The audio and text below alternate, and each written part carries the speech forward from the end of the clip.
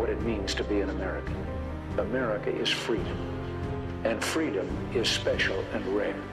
We, the people of this great nation. The only thing we have to fear is fear itself. We, the people. We, the people of this great nation. of this great nation.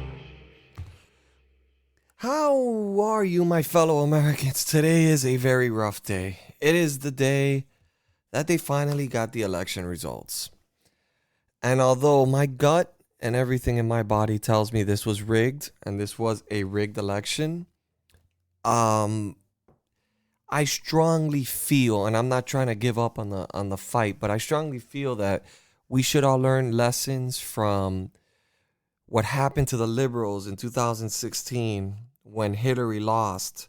And I think that a big thing that we should be talking about is how to cope with this, because a lot of people are going through anxiety. A lot of people are going through depression. A lot of people were very passionate about these elections. And I understand that. I'm one of them. I'm still at all because I was so certain Donald Trump had the momentum going in. And I want you guys to know this, I have not stopped believing that Donald Trump has the path to victory. I still believe this was rigged. I'm not going to feel comfortable with this election until they do the final vote counts and it gets certified. I do not consider, because the news called until the certification is processed, that he's not the president, the president-elect. But I do feel that when they do these voter counts and they do recounts in a lot of these states, I believe it's going to come back in Donald Trump's favor. Donald Trump was relaxing today, went out, played golf. All these people that hate on Donald Trump and they've been attacking Donald Trump for so many years, they're going to regret it when they start seeing gas prices and they start seeing policies taking place that affects them. When they start seeing Joe Biden take back what he said about fracking and actually banning it, and we start having to buy oil from other countries, I think people are going to start regretting their vote for Joe Biden. But nevertheless, I have faith that starting Monday, the legal battle will begin. And I believe that, remember, they announced Al Gore won the election. And then who was president? George Bush. So without a doubt, I strongly believe, I still believe he's going to flip Arizona. They still haven't finished counting Arizona. But I'm going to tell you, I think they have an uphill battle between Michigan, Philadelphia, Wisconsin, Georgia, and Arizona. There's a margin of error there that's very, very dangerous, and it's very shady. I highly doubt 74 some million people voted for Joe Biden, a man that did not come out of the basement for such a long time. And I promise you something, if after we get the transparency that we deserve as Americans, I will consider Joe Biden my president, because I am an American and I love my country and I respect democracy. But I will criticize him on every bad decision that he makes, just like they did to Donald Trump for his entire presidency. Because I know that all of it is going to be blunders and mistakes, liberal movements that are going to damage our country and the future of our country. Now, I'm rooting for him to do the right thing, because whatever he does right is obviously going to benefit our country. That's saying if he is the 46th president of the United States. Okay? So I just want you guys to understand that I still believe strong in my heart that that he did not win this election. But I'm going to have a caller that we will be calling in. Somebody who wants to express herself. She's very involved in politics. She's very involved, and she wants to spread a message to people and let people know that you're not alone, one, and that this is very emotional. This is very stressful. And although the Democrats are all celebrating in the street, I don't think they realize that 70 some odd million people voted for Donald Trump. And Donald Trump's following was a strong following. The people that voted for Donald Trump were passionate, were people that cared about these elections. Till this day, I don't know of a presidential candidate who's won Florida and Ohio and lost the election. But apparently 2020 happens to be the year that miracles happen, where Democrats can set the system up to their advantage, and everybody's completely saying, bring it on, the AG from Nevada, bring it on, all these left-wingers. It's crazy to see the coalition these people have formed within the government and how corrupt they are. But nevertheless, I am faithful that our judiciary system will work the way it's supposed to, and trust me, they cannot get away with a fraud this big. I don't see it happening. Now, that being said, if after recounts take place with our legal team, which is, I consider Trump's legal team, our legal team, because I'm a Republican, I voted for Trump. Once that takes place, if they find out that these votes were accurate and Biden did win the election, then he won the election.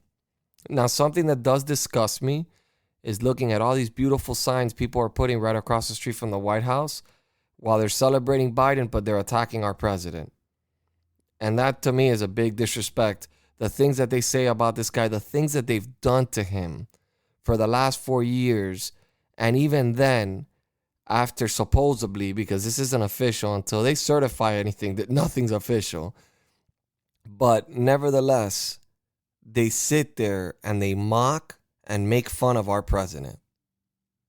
But we've got to let the system take its course. As Americans, we have to believe that the system that we've had for 200 some odd years is perfect and works. Okay, we have to have faith in our government.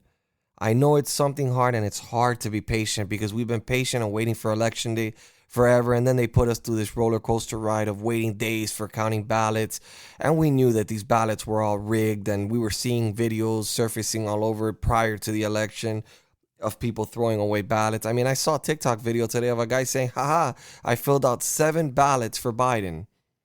So in no way in my mind do I not feel that there was a lot of shadiness. Now, is it enough to turn the election the other way?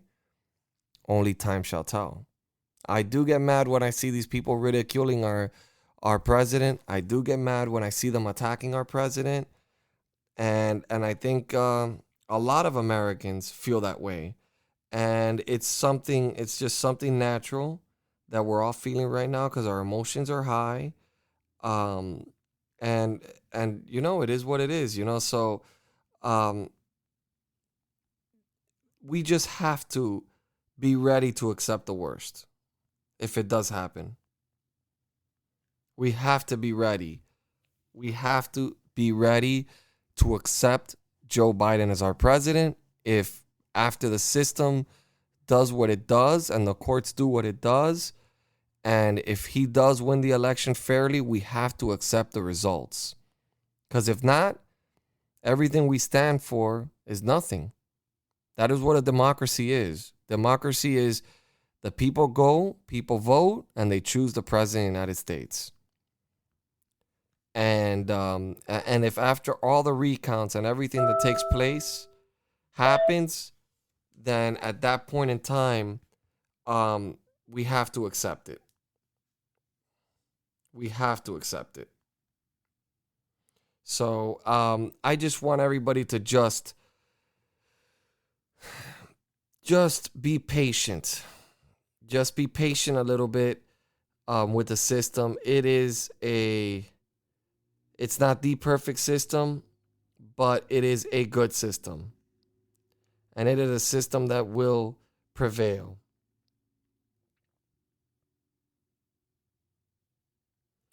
So,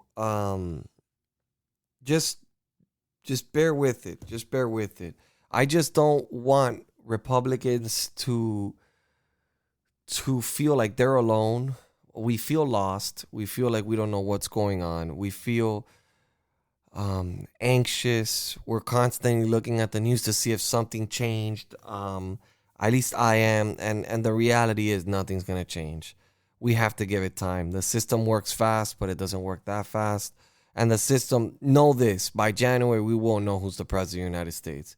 And I know it's hard to see these people take victory laps, and it's hard to see everybody celebrating, even though it's not yet official. But we have to learn to accept this. It is a difficult thing to do. By no means is it an easy thing to do, but we have to learn to accept the results, and we have to let the system play itself. That being said, I'm still disappointed in Fox News. I still can't believe they called Arizona. I mean, I've talked to so many different people, and everybody agrees that Arizona was called way too early. I've talked to different sources on the ground that say things are getting hectic over there in Arizona because everyone still wants to make sure that state is secured and that the voting process was done properly there so we can move on to other states. It is key that every state that Donald Trump was supposed to win, he regains. So that way it's not such a high uphill battle. So that way we have some of the things eliminated and we can jump in there and focus on fighting back for Wisconsin, fighting back for Michigan and Philadelphia and Georgia. Because I strongly feel that Georgia was rigged. I strongly feel everything has a pattern. Everything has a pattern, and all leads to the main Democratic cities of every state. If you notice, Philadelphia is where everything changed the election. Michigan went to Detroit, Wayne County. Then we go to Georgia, Atlanta. Then we go to Nevada, Clark County. Then we go to Arizona. We start going into the Phoenix area. So again, these are the discrepancies. These are the things that I notice that are bothering me. Wisconsin, we go to Milwaukee. It specifically gets determined by these liberal cities, the final end results of all these elections. And that worries the crap out of me. I mean, I've had a lot of time to be researching this. This has been the weekend of hell for me. This has been the week of hell for me. It's crazy. And I'm just right now just completely and utterly shocked at what's going on. That they actually elected this man. Just take a second to listen to the stupidities that has come out of this man's mouth. Just take a listen. This is just crazy. Are you going to apologize like Cory Booker Apologize has called for what? Cory Booker's called for it. Cory should apologize. He knows better. There's not a racist bone in my body. I've been involved in civil rights my whole career. You cannot go to a 7-Eleven or a Dunkin' Donuts unless you have a slight Indian accent. I'm not joking. The world is different. There's too much unfinished business for us to just look backwards. We have to look to the future. I know Joe. We know Joe. But most importantly, Joe knows us. That's right. And by the way, you know, I sit on the stand and it get hot. I got hairy legs that turn blonde in the sun. And the kids used to come up and reach in the pool and rub my leg down so it was straight and then watch the hair come back up again. They'd look at it. So I learned about roaches. I learned about kids jumping on my lap. And I've loved kids jumping on my lap. Hear that? Love Even kids jumping on his call lap. centers, even call centers, which rushed overseas in the hundreds of thousands. How many times you get the call? I'd like to talk to you about your credit card. Poor kids are just as bright and just as talented as white kids. They're going to put you all back in chains. In my opinion, we don't need white people leading the Democratic Party right now. The Democratic Party is diverse, and it should be reflected as so in our leadership. But I tell you, if you have a problem figuring out whether you're for me or Trump, then you ain't black. Why does this happen? I'm not going to do this. I'm not going to do this because Chuck. This is what we put in the White House, ladies and gentlemen. Vice President Biden absolutely has a respect level for all people around him, for voters across this country, young people, older voters, voters of color, black people, Latino voters, indigenous, Asian American, Pacific Islander. So I'm not going to even traffic in any hypothetical conversation about if he is sensitive enough. In my opinion, we don't need white people leading the Democratic Party right now. But I tell you, if you have a problem figuring out whether you're for me or Trump, and you ain't black. I think Joe Biden might be suffering from that same white entitlement and privilege and ego, where he's just that old school white male who feels like, hey, man, they need me, I don't need them, or I got them already. Joe Biden is under fire this evening on comments he made about working alongside segregationist senators in the past. Biden recalling his early Senate career, bringing up two segregationist senators, Herman Talmadge and James Eastland, who called African Americans an inferior race. I was in a caucus with James O. Eastland, Biden said. He never called me boy, he always called me son. At least there was some civility. We got things done. We didn't agree on much of anything. We got things done. I think the two-party system, although my Democratic colleagues don't like me saying this, I think the two-party system is good for the South and good for the Negro, good for the black in the South. You put him in office. The fact that they still call me boy, I don't think they've... This was at his prime. It's that old school white male. This is what he was saying at his prime. Not now that he's senile. At his prime. Crazy. It's complete and utter insanity. If you ask me, don't go anywhere, guys. We'll be right back. Do you feel homeless in today's American political world? Not really into either candidate or party? Guess what? You're not alone. Join me and others just like you across this great country for a discussion of politics from a viewpoint that you can't find in today's media, the middle. I'm your host, Brian Grozier, and I invite you to join in on the discussion by downloading and listening to the Middle American Podcast.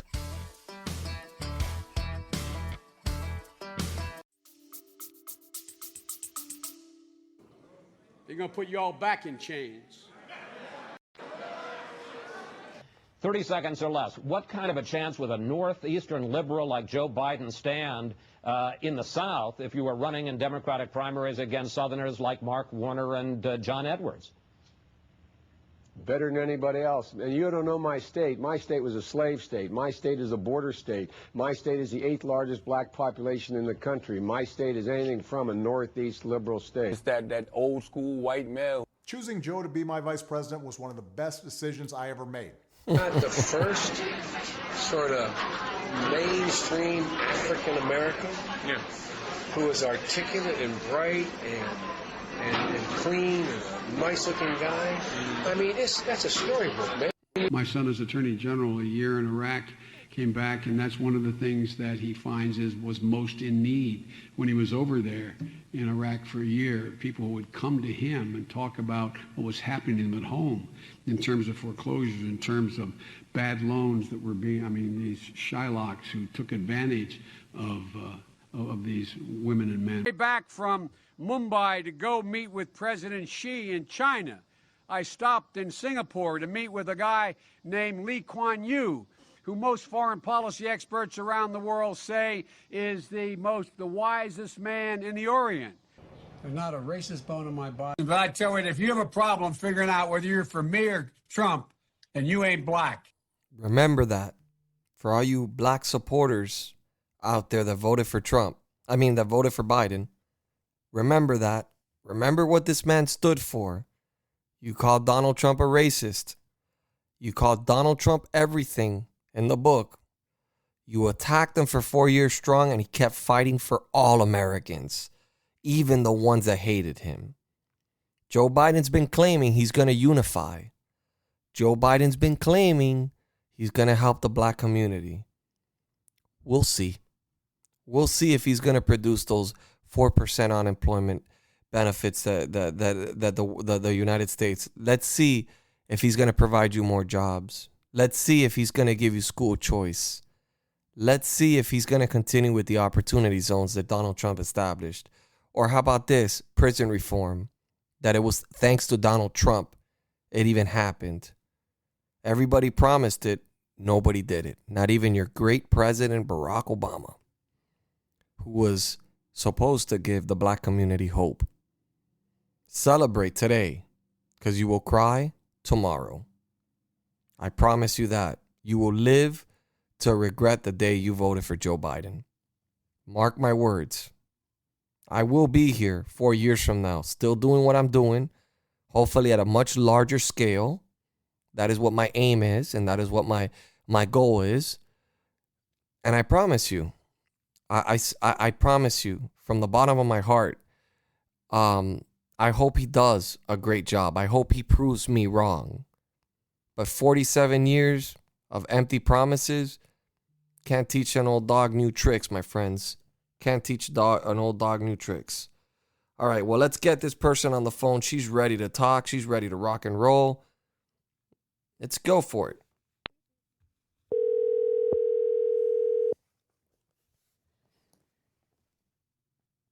Hello? Hello? Hey, Nikki, how are you? Are you there? Yeah, I'm here. Can you hear me? I can hear you.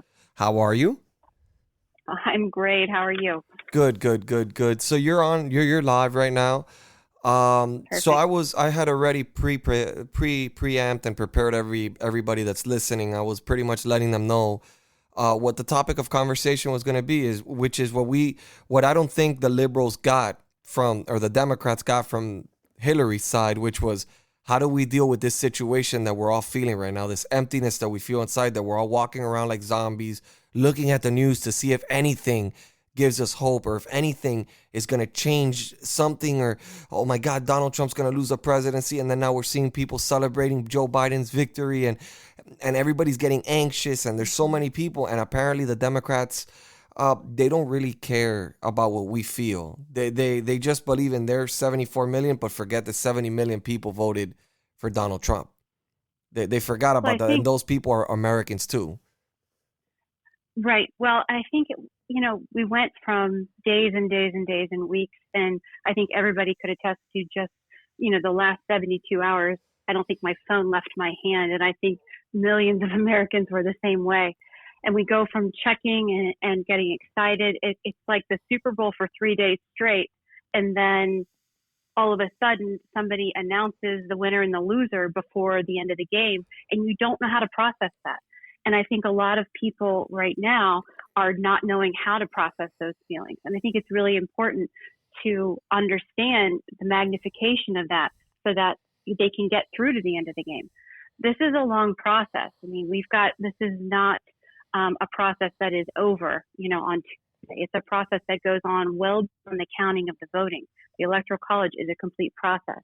But I don't think the majority of Americans understand that process. And that's a real deficit to being able to get through daily life. I mean, we just witnessed the most crucial election in the history of our country. And that confusion right now creates a lot of emotion with millions of people. And I think this episode is so important for, everyone out there listening and people that they talk to, is what do you do with those emotions? But when we actually have some clarity of what that process looks like, then it's easier to digest, if you know what I mean. So knowing that it doesn't just stop on Tuesday, that Electoral College, and that is an actual process, that Electoral College, but it doesn't stop on Tuesday. It goes well beyond the counting of the votes on that night or that morning, because it went into early morning in some states. And it leads to different things coming up. And we've got a couple important dates coming up that if we can just focus on, okay, this is the next step, and then I just kind of need to be calm until this next step, I think people can digest it better. So for people out there that they voted for Trump and they don't really know what the next steps are, which is because people don't understand, most of these votes have to get certified. Thankfully in Georgia, they're already planning to do a recount. So, and I strongly believe in my gut, I don't have any evidence because I'm not a conspiracy theorist. My gut tells me by what I saw, the momentum I saw of Trump, the turnout of Trump supporters compared to 2016, the amount of black support that Donald Trump had, Hispanic support that Donald Trump had. I think that they're going to find a lot of discrepancies. Like, I don't think it's going to be small numbers like these people are assuming it's going to be. I don't think they're And gonna, and I think that that's key there. But thankfully, Georgia's already taken that step because they know it's going to be a close call. He still might take Georgia. There's just still absentee ballots from military that we know strongly support Donald Trump. But nevertheless, hypothetically speaking, let's say Biden is declared victor in Georgia. They're still planning on doing a recount in Georgia. So kind of explain the process to those that don't really know that part of it. Yeah, and let's talk about that right there that you just mentioned, because I think it's really important when you said declared. So it's important to know what really declared means. And there are two types of like declaring the presidency. One, the first step is the projected presidency, and that's where we are right now with, you know, AP and the legacy media out there projecting the victory of the Biden-Harris campaign. But that is the projection. The second is the certified. So we are only at the projected right now. So when people say, you know, the president is, you know, that game is over, it's not. It's a process, thankfully. And for, you know, night situations like we are all in right now with this election, it is a process. So there are two types of announcing, if you will. There's a projected and then there's a certified. And as of right now, you know, on November 7th, when we're talking, there has not been one state yet that has certified that vote count in that state. And the dates actually, it's part of the electoral, you know, college process, but the election result certification dates vary, and they vary in every single state. I mean, the first one that we have coming up is Virginia on November 10th. That's their certification, you know, date for deadline should nobody contest and nobody, you know, request a recount in that state and so on and so forth. You know, California is the longest with December 11th. So it's not all the same. And that's another point I want to bring up is, you know, not only is there projected presidency and then there's a certified presidency. If you have to get to the certified presidency part to get your address, you know, to be in the White House. It doesn't happen with just the projected.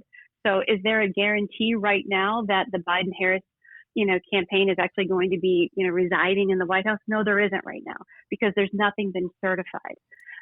So I want your audience to remember that in their conversations, which will hopefully minimize that anxiety. And that's, I think, the point of this podcast is how do we minimize the anxiety? How do we minimize the emotions? So we've got projected and certified. Right now, we're only at projected. You know, states have certification deadlines coming up.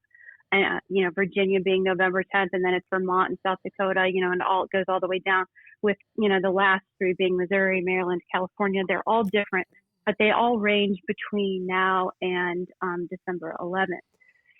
There are two very important dates, though, that I want people to remember. And the first date coming up, and they're kind of benchmark dates. So right now, if we can just think, okay, we're in the projected phase, we're not in the certified phase.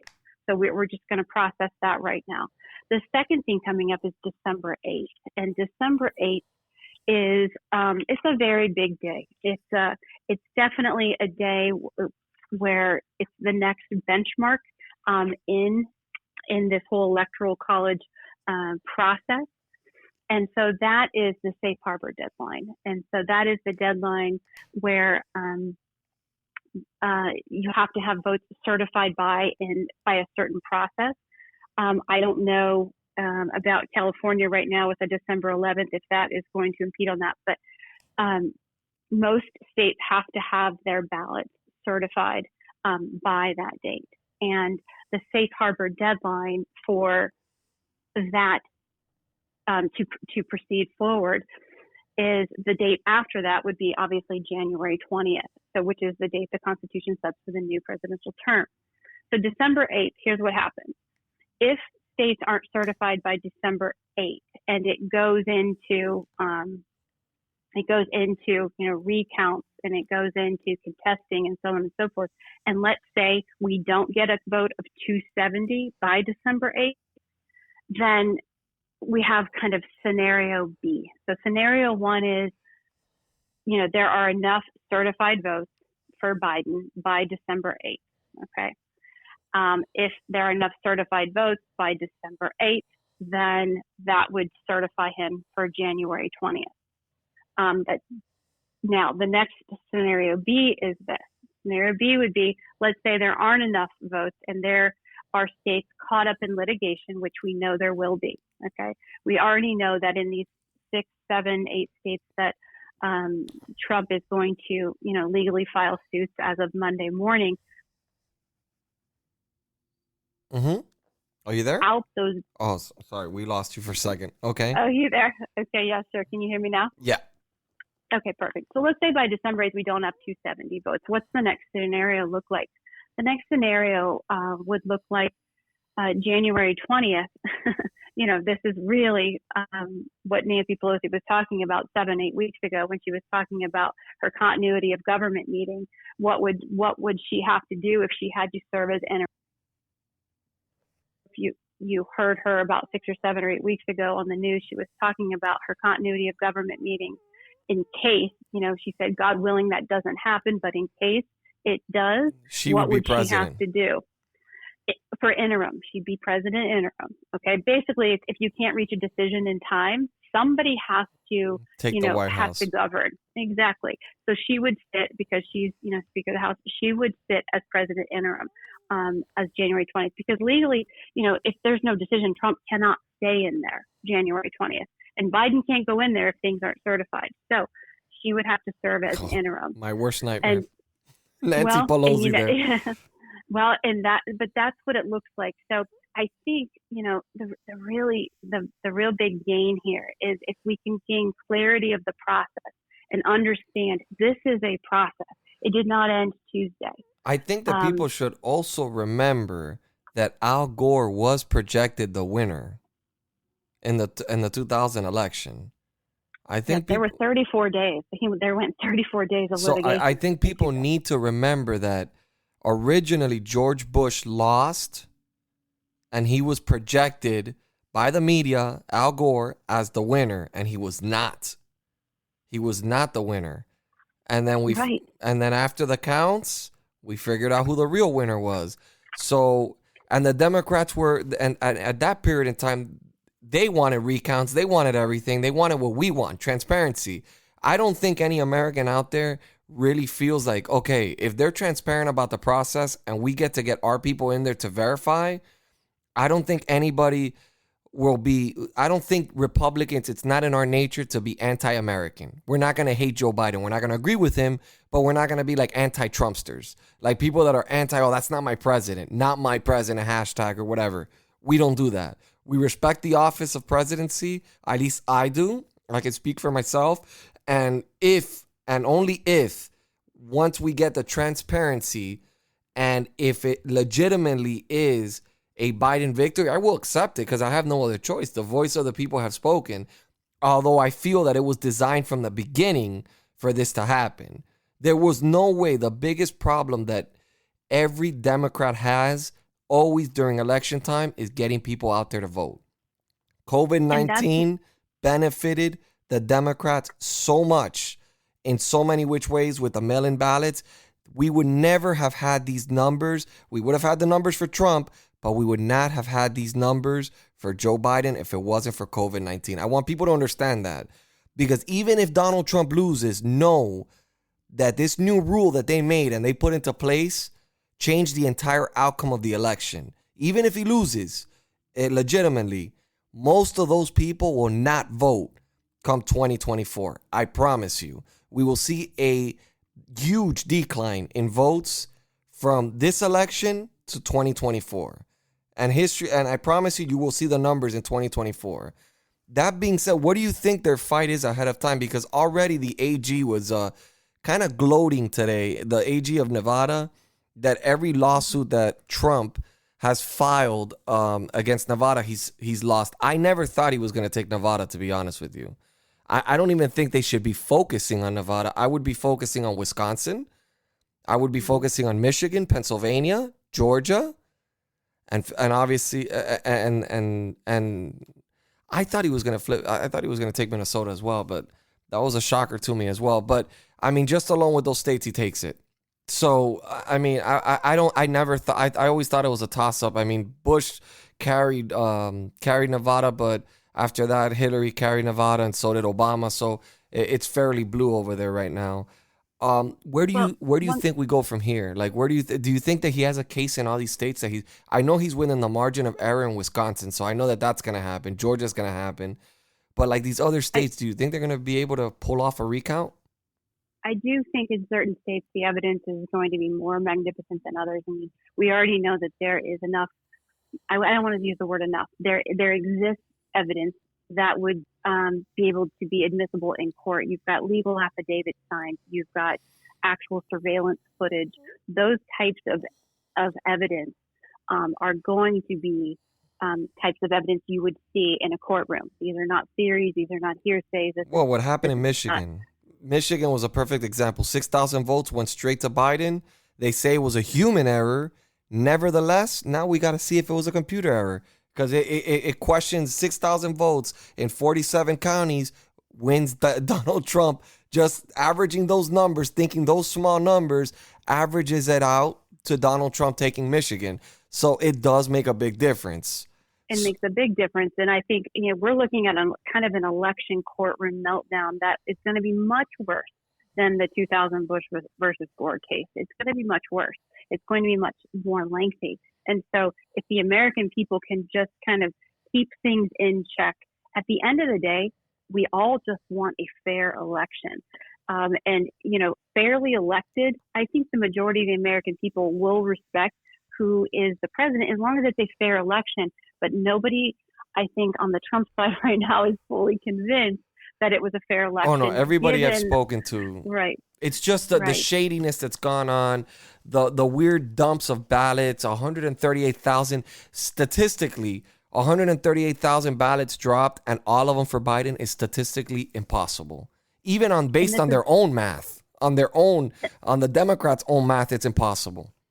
And these are all the things that are going to play out in court. Thank goodness we have a judicial system in place for this. I mean, but we also have to remember that this is not going to be an overnight thing. There's a thing in the court system called due process. So it has to start at one level and work its way up. It doesn't start at the top. So just because things are going to be contested and lawsuits are going to be filed, this isn't going to be over in a week or 2 weeks. So the American people have to be ready and prepare themselves mentally to just stay calm. And the best accept the results. Once everything is said and done, accept the results, whether it leans to us or whether it leans to the liberals, Democrats. I don't even know what to call them, because I just don't even. I just find it so difficult that they lost House seats, yet Donald Trump lost the presidency. It doesn't make sense to me. Carrying Florida and Ohio. When was the last time there was even a president that lost an election carrying Florida and Ohio? Mm-hmm. It's just really, really odd. It's just really, really odd. And I fear for this country. I have 2 young kids, and honestly, what Donald Trump's done for this country and everything that you see, so people, because apparently everybody has this misinterpretation that all Republicans are racist, all Republicans are dumb, all Republicans are uneducated. I happen to have a bachelor's degree. I happen to not be dumb, and I happen to be a minority. My parents actually migrated to this country from Cuba. So, and I voted for Trump, and I've been a Republican, and I voted Republican down the line since the first time I was able to vote. And I always voted Republican because of what the party stood for. I always knew what the party stood for. Donald Trump just brought it out and let the world know what the party stood for. This is the problem. A lot of people thought Republicans stood for racism and stood when Republicans really have always stood for the people, for the American people. But that's just a whole different subject. But I feel very uncomfortable with these elections, and I think everybody in America does too.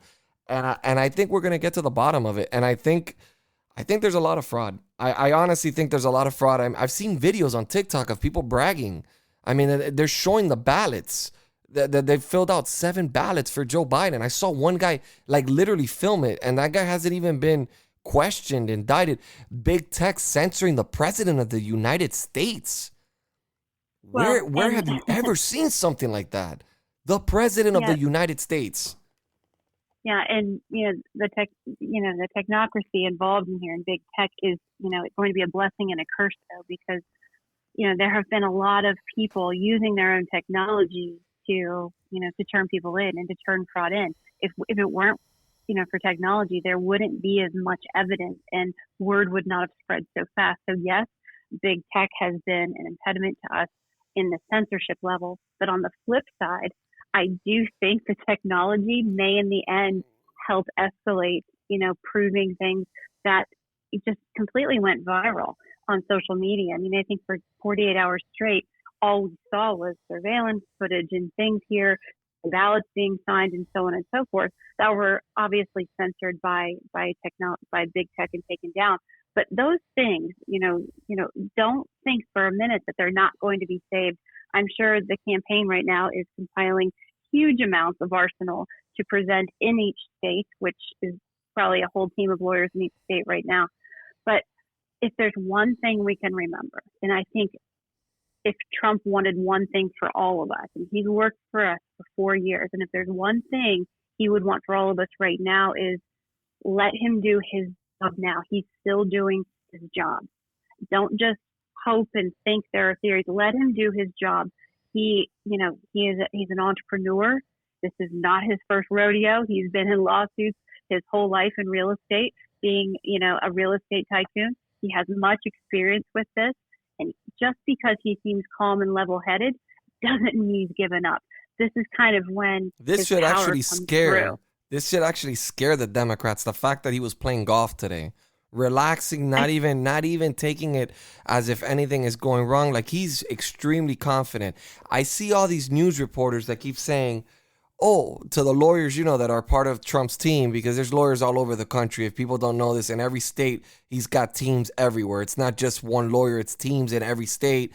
And it's funny because the media, Fox News being one of them, which I'm very ashamed of them, but they keep questioning him, where's the evidence?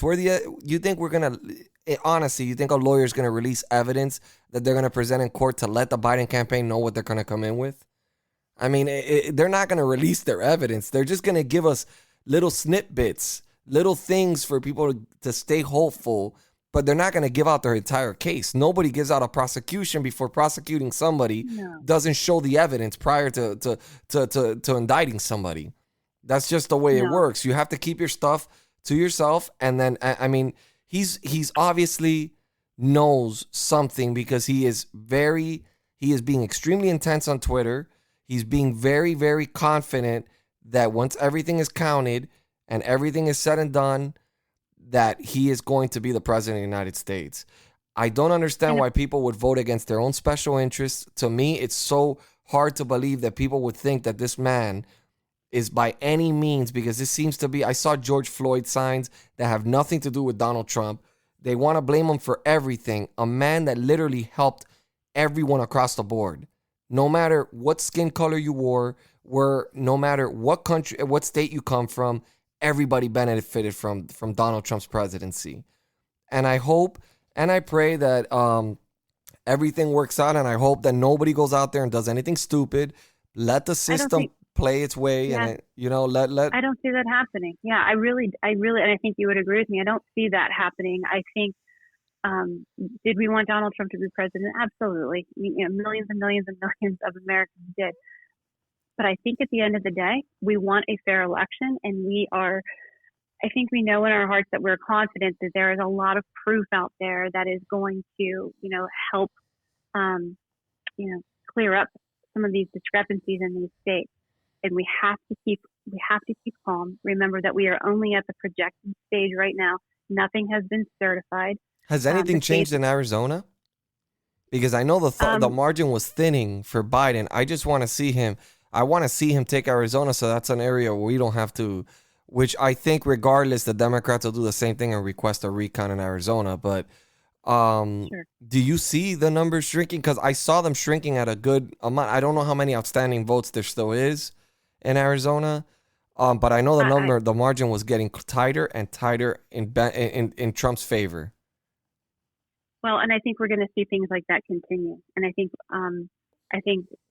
we don't know anything yet. We do see it continuing like that. But December 8th is kind of the next deadline in our head of, are we going to have enough votes of 270 certified by December 8th? And if not, then, that could go on for weeks and weeks. We have to be prepared that, Nancy Pelosi would be president interim for, I don't know how long. It depends on how long this would play out and filter up the ranks. It doesn't start off with the Supreme Court with the due process. So this is not going to be a game that's won in a few weeks, but stay calm. The media is going to, and they're going to play, and this is important, they're going to play on the American public not knowing the process. And so I think they're feeling like, not knowing the process and not knowing the difference between a, projected president and actually somebody that's actually certified to be in the White House. They're going to convince people to just believe it. And then people are just going to give up hope just seeing the media. So, my tip is for people listening is, when you see that in the media, don't get emotional. You're not just hoping and praying things turn. You realize, more so than the person sitting next to you, that this is a process, and it goes far beyond Tuesday. The process, even without contesting, goes beyond Tuesday. I mean, just the basic process in general, things have to be certified. So we are just, we're like, this is like, part one of several parts. So don't get discouraged. You're Obviously, very well informed, let me tell you. I am very happy that you got on this show, because I feel like a lot of my viewers, they're always telling me, oh, we lost. I stream 3 hours a day, every single day, and then I do my podcast live at night. And I feel like a lot of people are doubtful. They're like, how could this have happened with the amount of people that he had in his rallies? COVID-19 apparently doesn't matter when it comes to Biden and Harris celebrating. I haven't seen one criticism from CNN on the masses and the crowds of people, but of course their candidate won. People, keep in mind, and I want everybody to understand this, Donald Trump has been fighting this for 4 years, and he hasn't stopped, and he just keeps fighting back.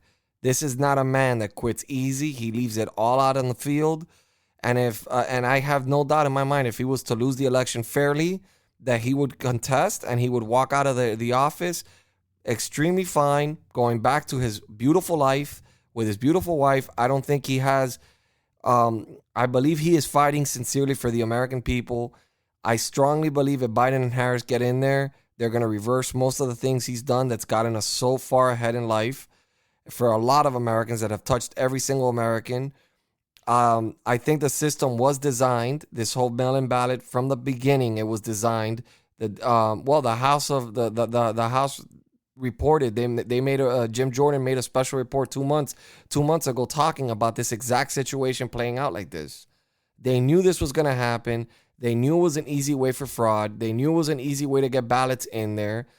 And guys, just keep the faith. The margins are very small, and I believe the fraud is very large. That's just my opinion. I could be completely off. And also rest in knowing there is a process already in place to handle things like this. So just because the media says, projected president, and just because, Kamala Harris is changing her Instagram profile to be vice president-elect, does not mean that's the case yet. So don't let the media, get too far into your head. Know that, and rest knowing that there's a process in place. Trump is going to exhaust every vein and avenue possible, and, trust in the judicial system to turn up things that need to be discovered. Now, I am going to tell you something that I don't know if you're going to agree with me, Nikki, but I see a lot of Republicans kind of turning their back on Trump, and it's kind of frustrating me a little bit. I see a lot of them doing it when it's people like Mitt Romney, which I expected, and Susan Collins, but I just feel like almost a lot of them are scared to support him, and they used them to get to the finish line. And once they got to the finish line and they won their election, it's almost like a lot of them are not backing him. I feel like more of the House backs Trump than the actual senators that are sitting there in the Senate. I feel people like Matt Gaetz, Jim Jordan, these type of people that really fight with Trump, whereas the senators are just there pretending to be fighting, but they're not really fighting. I mean, they're definitely not all cut from the same vein, and they definitely have different histories, in politics that came before Trump. But they're definitely not all cut from the same vein, and we would be foolish to think that they would be. But I understand exactly what you're saying. Is they're not all the Jim Jordans, and we have to realize that it's never going to be that way. But if we can get another 4 years and do the work that we need to do, we can continue the progress that we've made. There's but a we new have movement. to rest in the system. There's a new movement. Donald Trump will go down in history as the guy that changed the party, because he really changed the party. He brought more working class Americans to the Republican Party. He did things that people cannot even bear to imagine for the Republican Party. Keep in mind, Nancy Pelosi right now is taking so much heat within the Democratic Party just because of the seats they lost, because of the way that they talk about socialism as if it's something so pretty. Mind you, this is all people that have no idea what socialism, communism looks like. Well, my family fled from and lost. And and one thing that bothered me a lot was watching Obama try to reach out to the Cuban community when I literally saw that man watching a baseball game with Fidel Castro's brother, Raul Castro, as Belgium was getting bombed by terrorists, and having a great time watching a baseball game in Cuba with a dictator that ruined hundreds and hundreds and hundreds, probably millions of lives. So just keep that in mind. You can't teach an old dog new tricks. Joe Biden's never been a good leader. Joe Biden's never been a good senator. 47 years of zero accomplishments. And I do not think America was dumb enough to vote this man in. I hate to say it like that, but I mean, the fact that he's going senile, and it's obvious, anybody who just even looks at the things that he says, you don't confuse what you're running for. When you're running for the main position, the biggest position in this country, you don't confuse it with being a senator several times. But that being said, guys, I wanted to bring somebody in here that's very educated in the process, knows what to expect, is a huge Trump supporter, but is a patient one and also understands how the process works and is not overreacting. You guys need to have a calming voice, somebody who can tell you that things are going to be fine. Everything's going to be fine. It's not over. I would personally advise people probably stay out of Facebook. I've stayed out of Facebook because I feel like people are gloating and they're taking this opportunity to attack me. People that were on the left that obviously they knew where I stood, and they're taking this time to try to make me feel bad. They're trying to tell me how your president's a piece of shit. He's done. Goodbye, Don. All these things. Everybody's commenting me, sending me messages, trying to put me down. So I decided, Facebook, I'm done with you for now. I'm done. I'm not even going in there. And then if everything works out the way it's supposed to, and I feel like it will, and Trump gets reelected, I will go back in there and make a video and put them all in their place again. I'll do the exact same thing they've been doing to me. And I want to encourage your listeners to, I think the best response is when you get into because it's hard to stay away from social media, and everybody lives on it most of their life this week. But when they're on it, I think if they can be cognizant of the best responses is, we don't know if it's going to be fine, but it certainly isn't over. And the best response is we're just going to wait and, just have confidence that the judicial system will play its part. And this is why, we have things like the judicial system. This is why we have the Constitution. And this is what the framers, when they set us all up in the beginning, they had enough foresight to see things like this coming into play. So we, right now, on social media, we just kind of have to be the calming voice and say, it's not over yet, but, we're going to have faith in the judicial system and see what happens. So, that's my best tip. I completely agree. And I think you are going to play a big role in calming a lot of the people that listen to my podcast, because you were definitely a calming voice. You were definitely somebody that could bring some sense into this madness that's happening right now.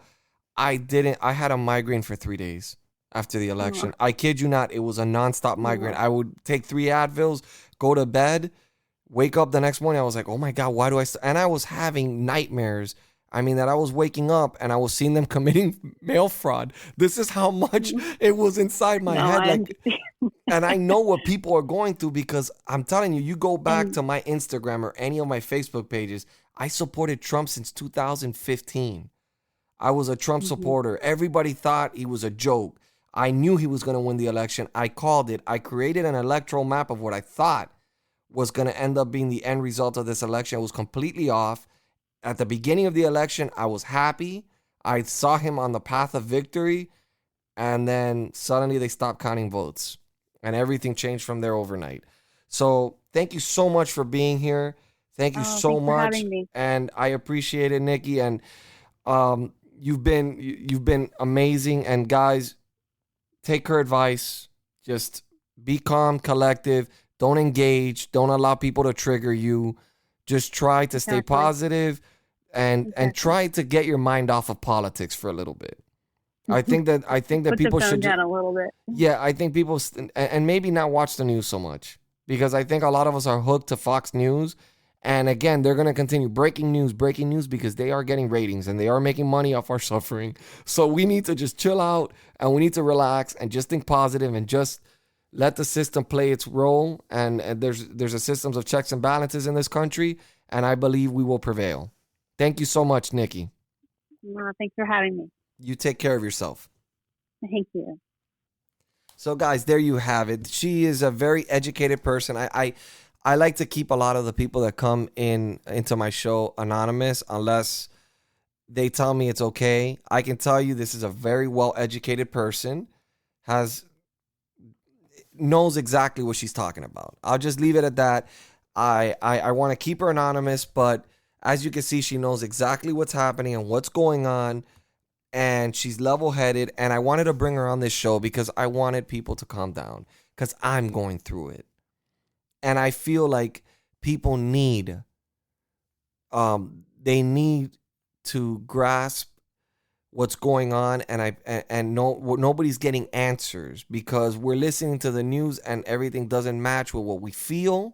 Nothing is what it seems, and we feel like we've lost, and everybody keeps attacking us, and we're the people that hate everybody. Haha, we didn't let a racist back into the White House. And all these things and all these negative things that we're hearing about our president, and watching these signs out on the street and people celebrating, and all this stuff is hurting us inside, because we expected a victory. Just because we saw Donald Trump out there, he was fighting for our country.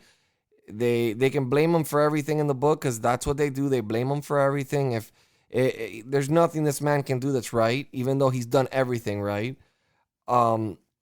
Just keep the faith, my friends. Keep the faith. Democracy will prevail. America will not fail us. The founding fathers of this country were extremely intelligent, and they made this system of checks and balances because they knew situations like this would occur, where one side would get more corrupt than the other. My honest opinion is we're going to find evidence of massive fraud, maybe not even fraud, but massive counts of duplicate votes. We're going to find a lot of things that are going to be extraordinarily bad for Joe Biden's camp. And I think that a lot of apologies are going to have to come forth for Donald Trump. So stay positive, stay tuned. Don't forget, I do this every single day. If you guys want to follow me on any social media network, it's The Republican Nation. Except on Facebook, it's a Republican podcast. You can check me out on all these streaming channels. I'm on every single platform. I thank you guys for taking your time to listen and tune in. And God bless you. God bless your family. And God bless this beautiful country we call America.